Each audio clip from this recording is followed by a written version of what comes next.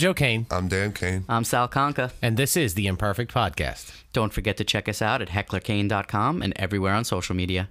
To the bumper.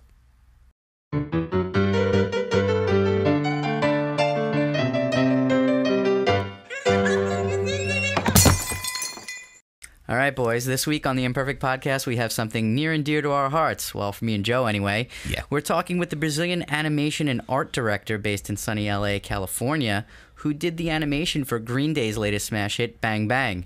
Why is that important to us, Joe? Because we are in a Green Day tribute band. We've been alluding to this and keep talking about it in little drips and drabs, but for the past 12 years... 12? For the past 12 years, we've been playing in a Green Day tribute band called Basket Case. I play bass in the band. I play guitar. Brett Schulman's on vocals, who's been on the show before as well. Yeah. And we have Enzo DiPaolo on drums. Yeah, and like I said, we've been playing for 12 years, hitting the circuit. We've been everywhere from all the way California and back, up and down the East Coast. It's been an exciting trip for us. Well, we became friends this way. Yeah. We met on Craigslist, which we'll get into in another episode next week about the Craigslist killer, oddly enough. So, we got a lot of stuff going on here with the Imperfect Podcast. We're excited to talk to Ariel and hope you guys appreciate listening and hearing all about Green Day's new animated video, Bang Bang. Cool. Ariel, welcome to the Imperfect Podcast. Thanks for having me on the show. It's a great honor. So I know you've been animating for 10 plus years. You've had the chance to meet and collaborate with some really great folks. We reached out because of Green Day in particular, but you've also recently done a video for Led Zeppelin. You've done work for the Sci-Fi Channel, IFC. You've won numerous awards. I mean, we could praise you all day long, but let's just chat. Yeah, I've been having some fun lately, and it was like such a great honor for me to be working with those amazing guys. First Green Day, one of my favorite bands when I was like teenager, and now like Led Zeppelin, it's a huge thing for me, so I've been blessed. So well, let me ask you, how did Green Day seems to be something that kind of bolstered you into a little bit more of a famedom, for lack of better words. How did you come across that, or how did they come across you and contact you to do this video, Bang Bang? Yeah, I became a freelancer in the end of last year. So in the beginning of this year, 2016, I decided to do like a personal project. Just to tell people, like, okay, this is my voice. This is what I want to tell to people, this is my style. Something to... It was actually for the soul, something for myself. Mm-hmm. And I created this project called Scenes. It is all collage based, and like I put like everything that I want to say in that project, like visually speaking. And some folks over Warner Bros., they came across to this piece and they saw it. And this guy, this like super nice guy called Devin Sarno, he contacted me. And actually, the initial idea was to do something for Red Hot Chili Peppers. Because Red Hot Chili Peppers, they were releasing this album. Yep, the new album just dropped from the Chili Peppers. Yeah, they just dropped. But during the time that we're like working on the styles and the storytelling, everything, Anthony Kiedis, he got sick. So it was like kind of really tough moment for the band to get things approved.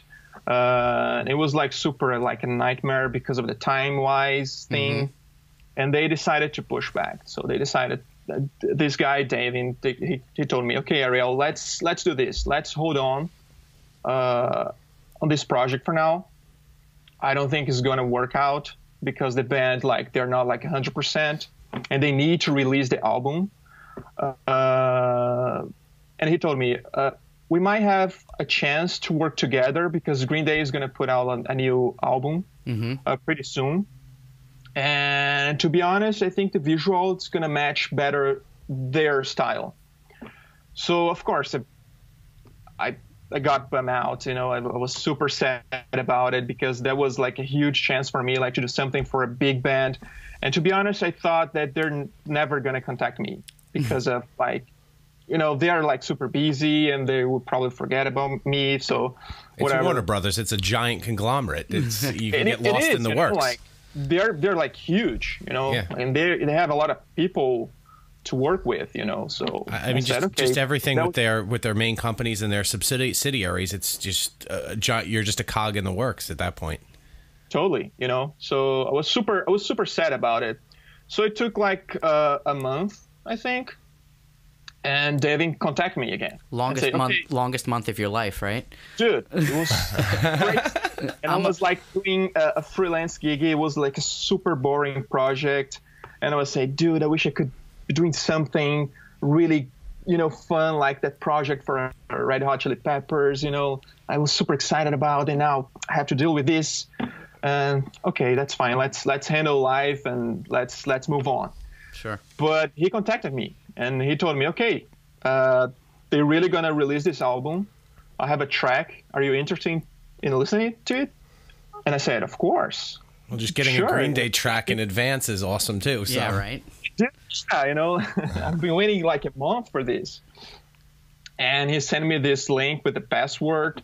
And I had to like sign things, you know, like not to leak it out. And like what I received was Bang Bang. And no, I was like a huge fan of Green Day back in the time. And I still am, you know, of course. But they had this break for 4 years without releasing anything new.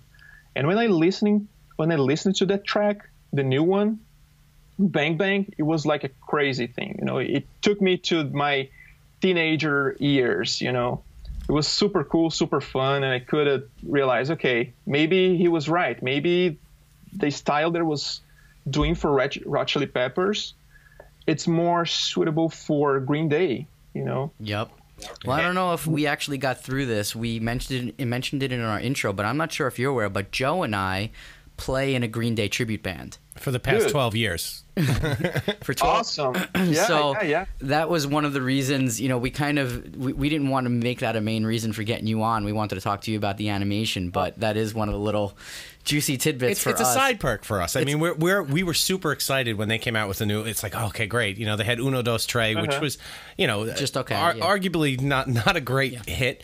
You know, following up some of their other things that were just huge, and then seeing, okay, well, this is the new stuff that's coming out, and you know, Revolution Radio is going to be a new album, and then the very first thing to drop was Bang Bang, and that was and it was for me, it was a reminiscence of Dookie. Bang Bang sounded more like Dookie than a lot of the other stuff that they put out in recent years. I mean, their sound has matured. If you really listen to 21st Century Breakdown and those other albums after American Idiot, you know, their sound has changed. It's matured, just like any artist should. I mean, everybody's style changes. If you don't mature, you're just going to stagnate anyway. You know, and we formed the band when American Idiot dropped. So we've been around since 2005, and we rode that wave of American Idiot popularity. And you know, we were very fortunate. We went to California to play. We went all over the place to play. So it was fun. We've never gotten to meet Green Day. So in this process, how involved was Green Day in the process in this video for you? Did you have any sort of input or collaboration with them? Yeah, but I would say like 80% was through the Warner Records, totally, because they were busy working a lot of things. And the first thing, like Davey was the main producer of this, and he first told me, okay, can you make some style frames so we can show to the band and see if we can get the green light to go? And I say, that's fine. And I sent to Warner. The guys from Warner, they replied me and they copied their email replying, okay, let's do it. This is super sick. But I never actually meet the band because I would love to, but I understand. that they are super easy to do it, but the poor freelancer didn't get to do the bit, you know. Yeah, I'm just, you know, yeah. I'm just a tiny little piece. I know what it's like. I'm a freelancer as well. I do digital marketing, and I'm an entrepreneur, so I get the feeling and the sentiment there. You know, I'll say that. So you did the animated lyric video for Bang Bang. Yeah. And there was an official music video released by Green Day with them that was shot, you know, cinematographically. A performance type of video. Exactly. Now, the cool thing is your video crushes that other video in terms of views. Your video has, I don't know if you know the stats, we do, but it's not, your video has 9.7 million views, and the official video only has 2.7 million views. So way more people are watching the animated video than they are. So kudos to you. And I don't think we gave a shout out. What's your website again, so people can check you out and your work? It's blinkmybrain.tv. Cool. So yeah, everybody go to blinkmybrain.tv. Ariel's work outside of Bang Bang is phenomenal. His entire gallery is there. Thank you. So let's talk a little bit about your early work. I think you came up through the agency side and did a bit of that. How long have you been in the U.S., by the way? 3 years and a couple of months, actually. Okay.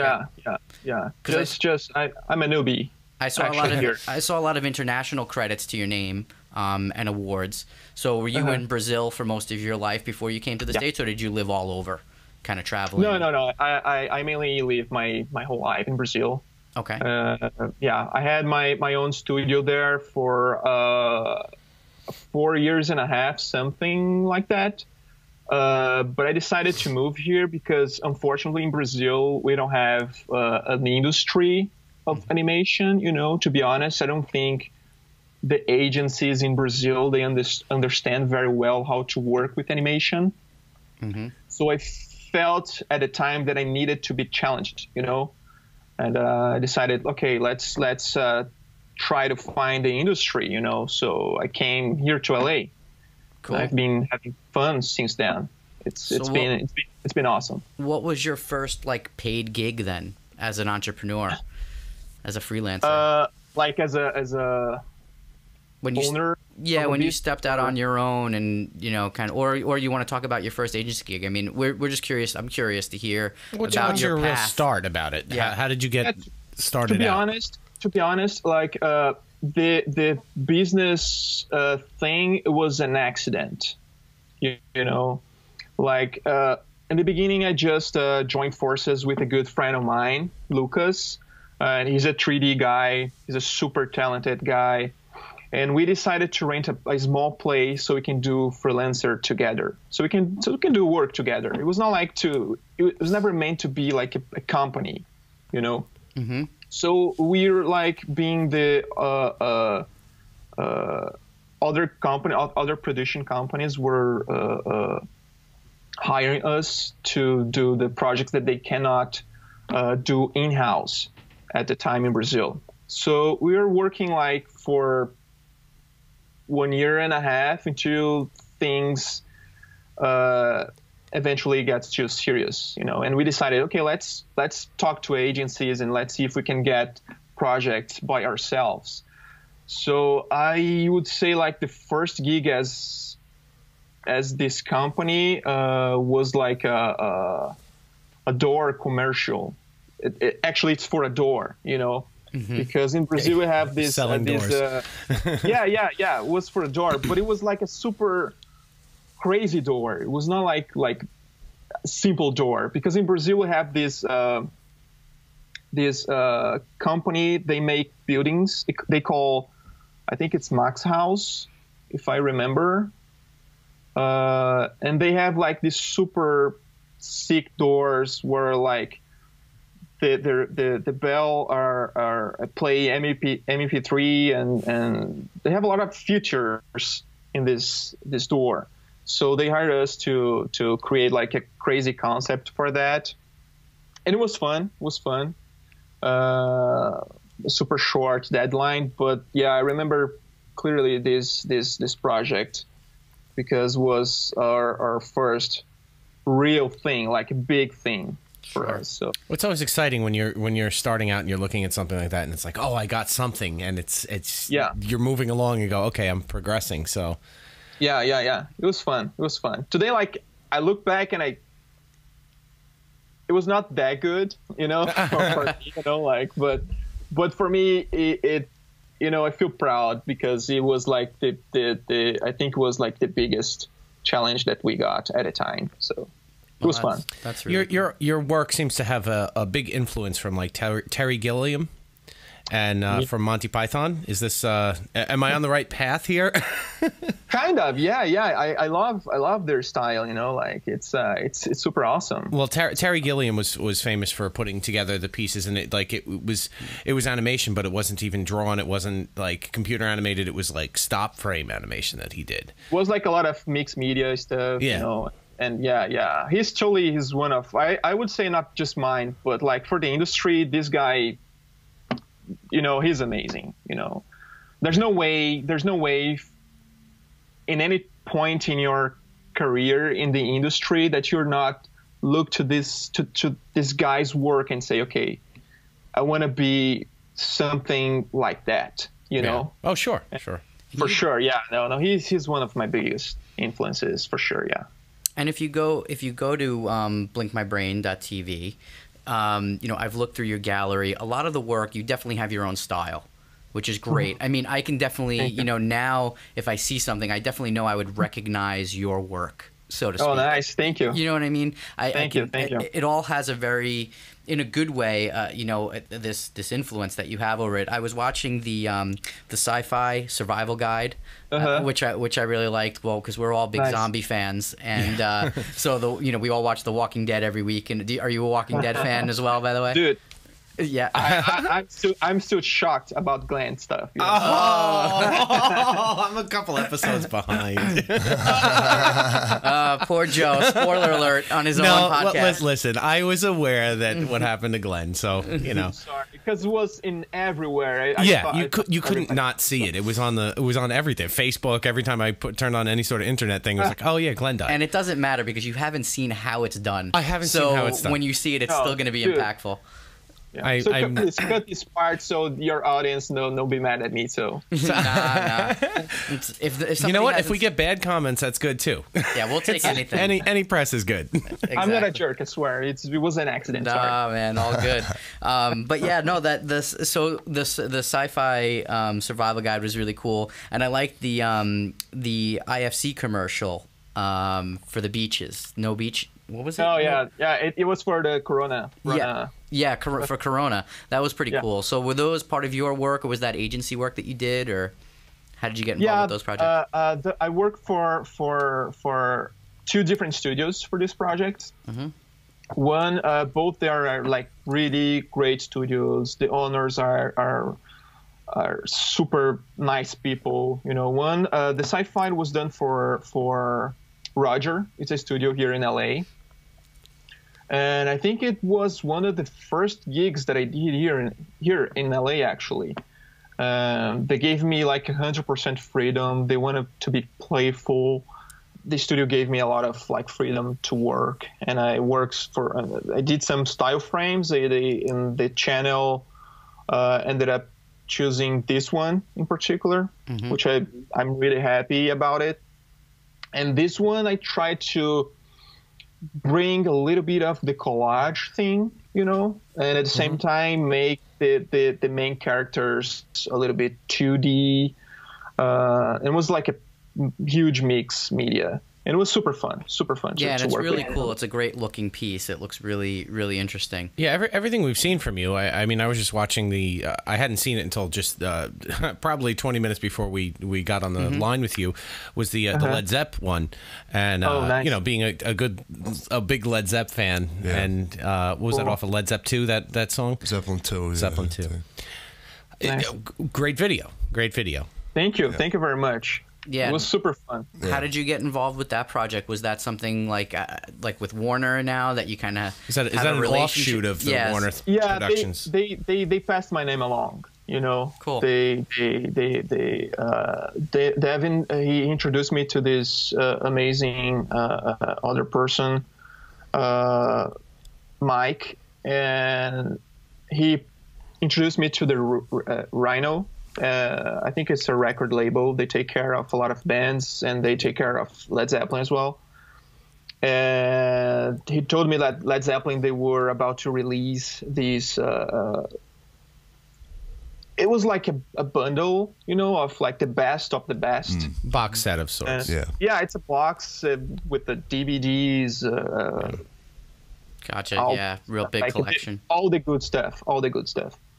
And they wanted to create like a video music to be part of this release event that they're gonna have. They had in September, I think.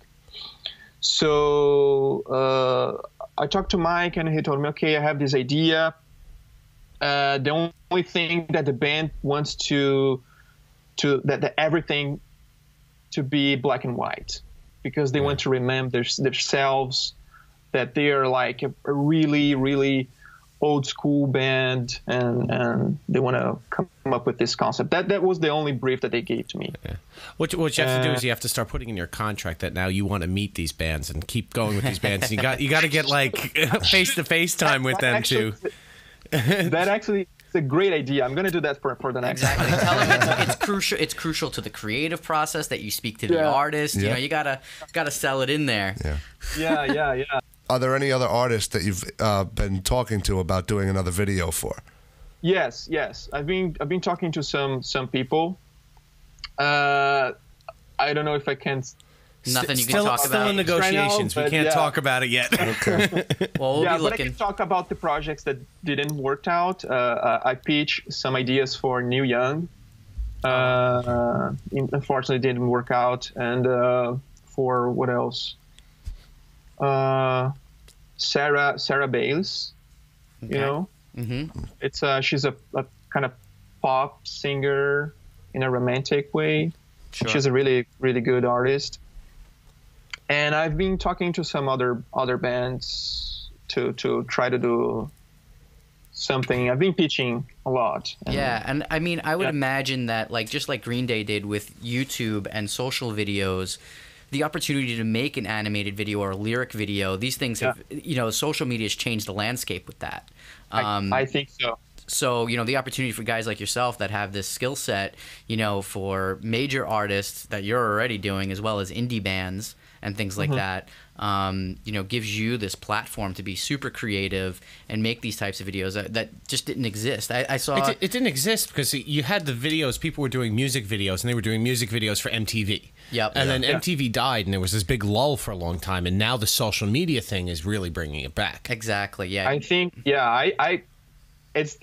I'm 100% agree what you just said. I think that the social media is the new MTV.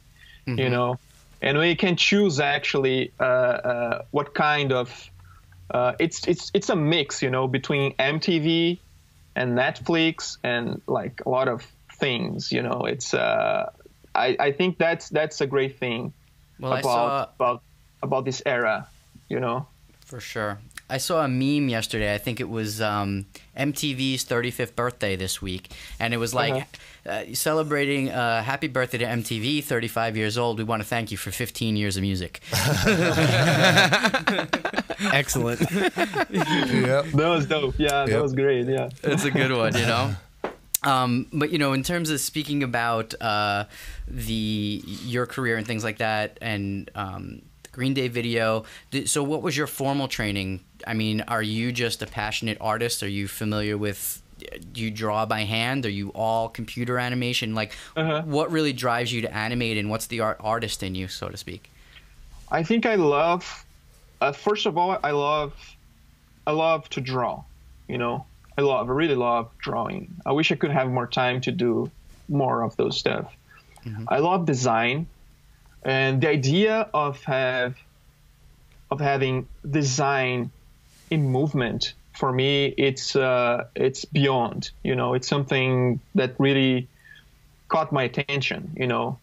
And I have a truly passion for this. I don't know if I'll be able to do anything else, because I wanna create stuff. I wanna put stuff out. I have this necessity to put stuff out, in a form of art, in a form of design, animation.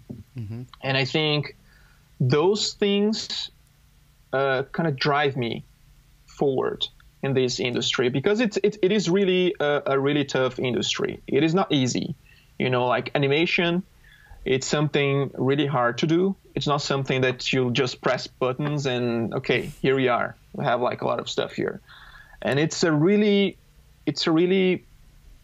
handcraft, you know, art.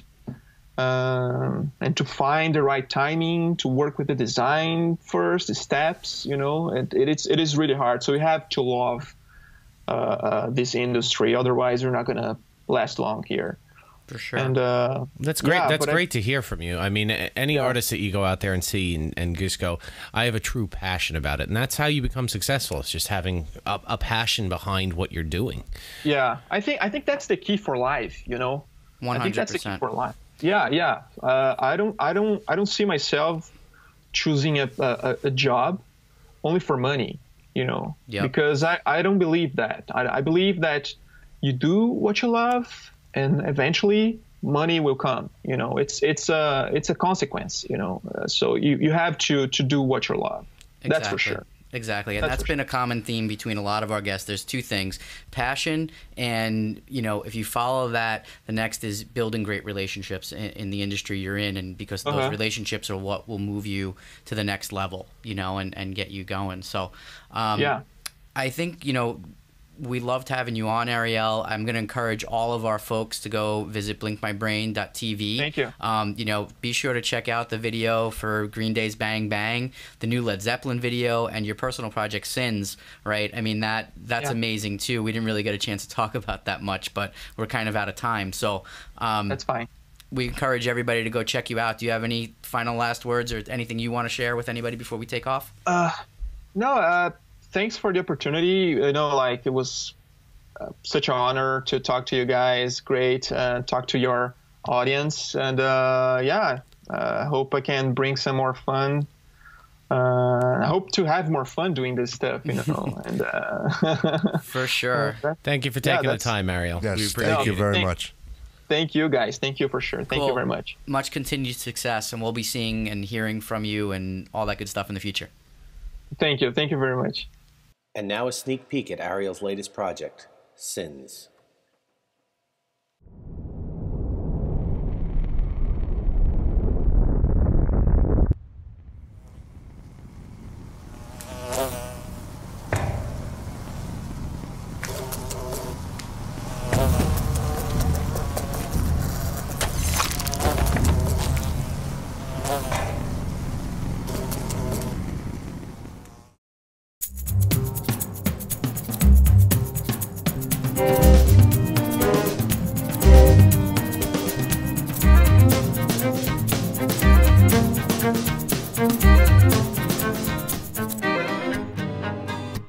I'm sorry? Nope, I was just saying We said bye. We were waving. Bye. Sorry, 'cause it just cut here. Okay. That'll make the blooper reel. Okay.